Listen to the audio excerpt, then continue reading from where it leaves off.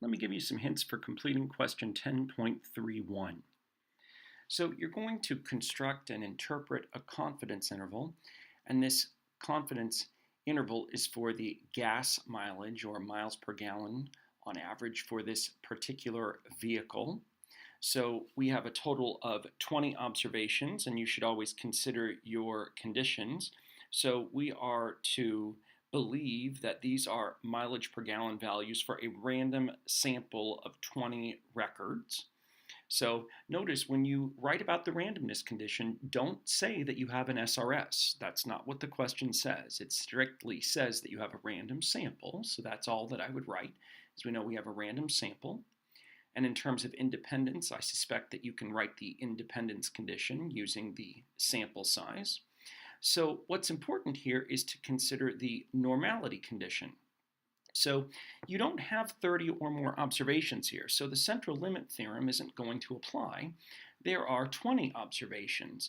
So when you don't have very many observations, say 15 or fewer, you really need to either know that your observations are from a normally distributed population, or when you look at the sample values, you want to believe that they're pretty symmetric and there aren't any outliers there. More than 15 to 30-ish observations. I, again, don't want to see any outliers, and I suppose there could be some skewness. As long as there isn't any, quote, extreme skewness, then we can consider that our normality assumption is approximately satisfied. So really what you want to do here is use your calculator. So press the stat button and press enter. You want to go into list 1 and enter all 20 of the mileage observations. Then what I would do, press second y equals. There are two different types of plots that I would make. So the first thing that I would do is I would turn on plot number 1, make sure your other plots are off.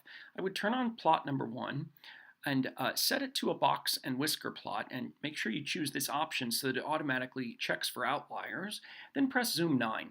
You'll get a quick graph, and that graph will tell you whether or not there are any outliers or not. It can also give you a brief idea of whether there's a whole lot of skewness or not, although in my opinion, it would also be a good plan to come back to, after you've done that, come back to plot 1, change it to the histogram option.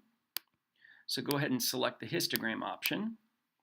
And then again, press zoom 9 so you can get a picture of what the histogram looks like. Remember, the histogram won't tell you whether there are outliers or not, but it gives you maybe a better idea of what the shape looks like rather than just the box and whisker plot. So again, you don't want any outliers here, and you don't want to see any, quote, serious or, quote, extreme skewness. As long as both of those conditions are met, then you can say that the normality assumption is met, and you can believe that your sample means are approximately normally distributed. That word is important to include. So notice, I believe I've given you some pretty serious hints into how to complete part B. In part A, notice the question does say to describe the distribution. And in fact, describing the distribution, you would want to describe both its, well, all three of its shape, its center, and its spread, and that's fine. If you look up the answer in the back of the book, they include a description of all three, the shape, the center, and the spread.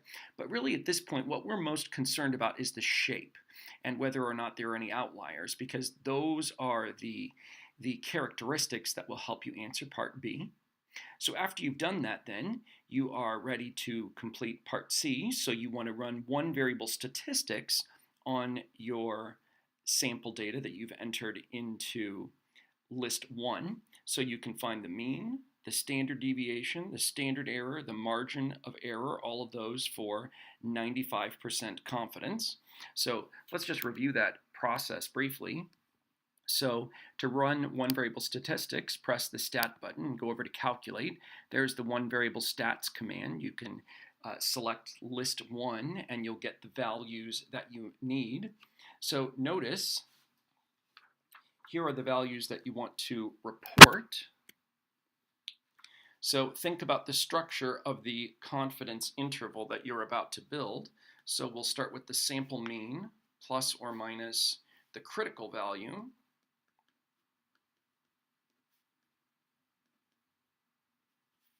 And notice you're going to have to use a t-score here because we're using the sample standard deviation. That's typical in most real-world practical problems. So to calculate the standard error, we're going to have to use the sample standard deviation for x and then divide by the square root of the sample size. So take a look then. Let's just relabel the parts here. The question asks you in part C to report the mean, the standard deviation, the standard error, and the margin of error. 4 things. So I assume that you know that this is the mean. Here is the sample standard deviation. This expression right here then is the standard error of the mean. Sometimes that is abbreviated SEM. Sometimes it's abbreviated SE with a little X bar. So it's basically the standard deviation of the sampling distribution for the mean, the same formula we've used before. It's just instead of the standard deviation of the population, we have the standard deviation of the sample. So the margin of error then, remember, the margin of error is the critical value multiplied by the standard error. So that's the margin of error.